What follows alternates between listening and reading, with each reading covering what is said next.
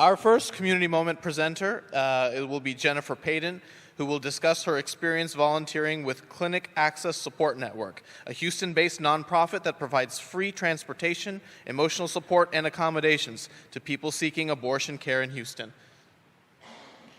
Please give her a round of applause.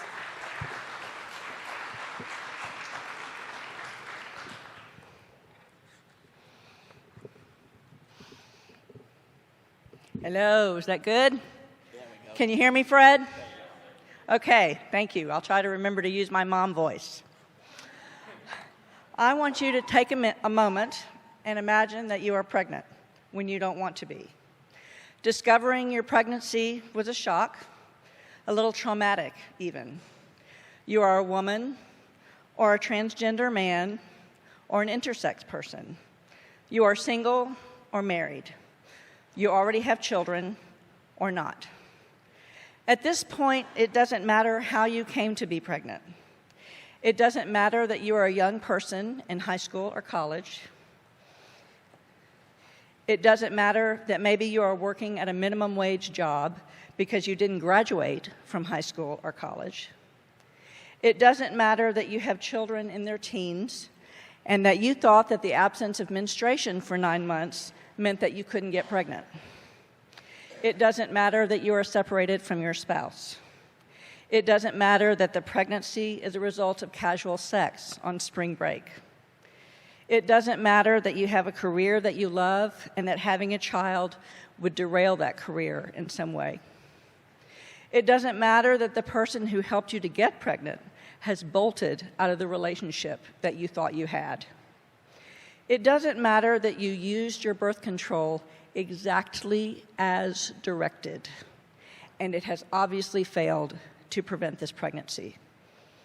It doesn't matter that you forgot to bring or take your birth control or weren't on any birth control at all, either because of lack of access or information, and didn't make that known to your partner. It doesn't matter that this pregnancy is a result of sexual assault.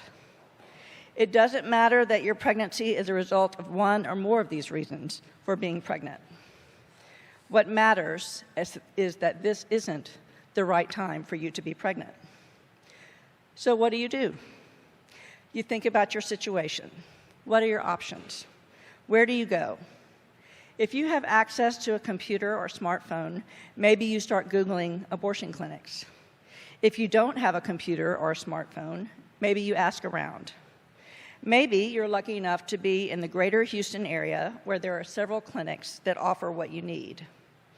In your research, you learn about the process for getting an abortion in Texas.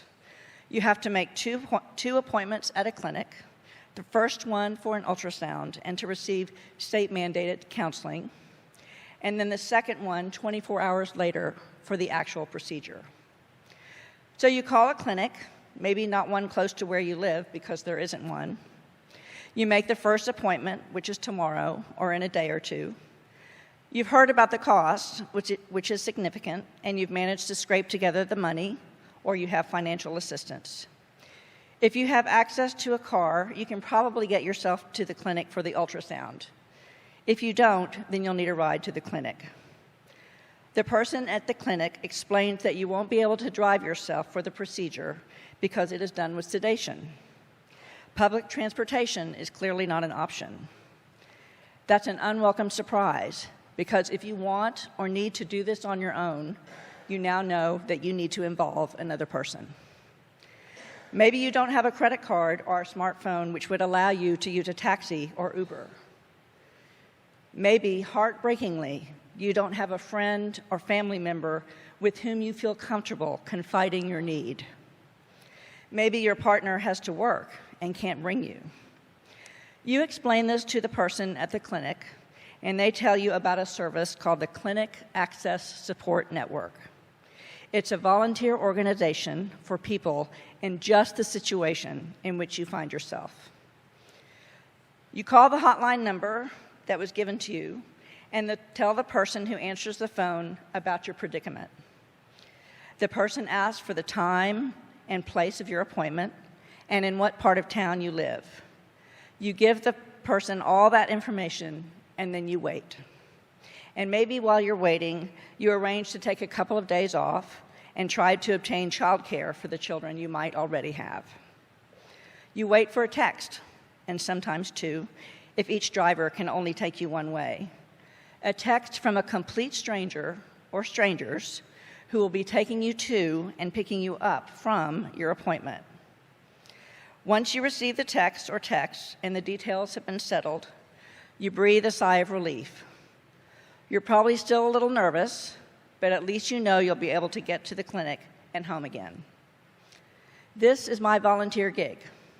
I drive people without judgment and with a lot of compassion at a time when they are really vulnerable to a procedure that, for many of them, will keep their lives on the trajectories that they've set for themselves and their families. In the car, some people tell me their stories of how they came to be pregnant, and some people hardly say a word. Some are anxious about pain or sedation. Some are worried about how they'll feel afterwards, physically and emotionally. Some are just anxious to get on with it. Some are desperate to keep this a secret from family or friends, and in some cases, from a spouse or partner. Many are relieved on the way home afterwards, and some are sad too. They're hungry from fasting, so they get a drive-through lunch on me. Like so many volunteer efforts, as much as I give, I receive more in return, and lessons about life, love, courage, and resilience. In driving people of various socioeconomic levels and racial demographics, I'm made aware of my own prejudices, privilege, and stereotypes. I've given rides to people from the wealthiest parts of town, to people living in the poorest parts of town, and everything in between. I've helped people from other states, giving them a place to stay in addition to a ride, and even someone from another country. What they all have in common is a desire to do the right thing for themselves and for their families.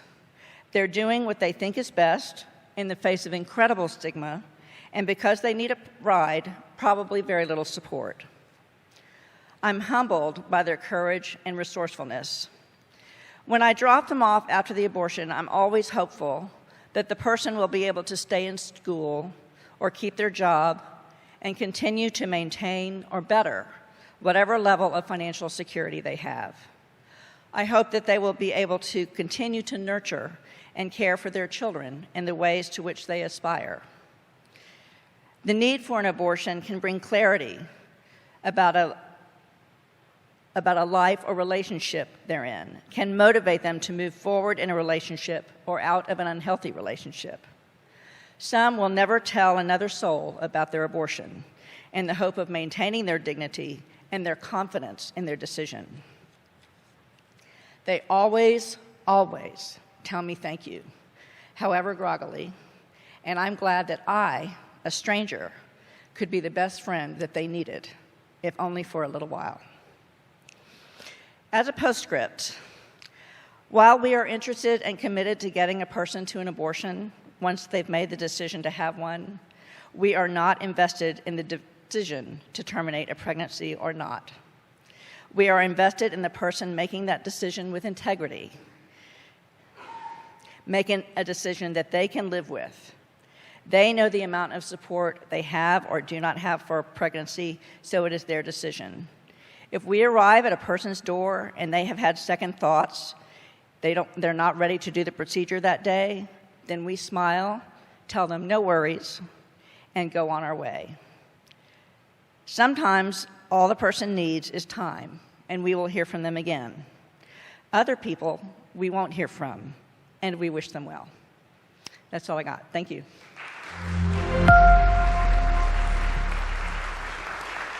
If you have any questions, I'll be happy to answer them at the back.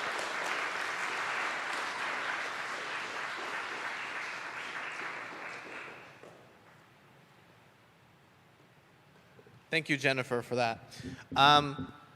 Before we take a quick break, I'd like to invite Jean up to make a quick announcement about community groups.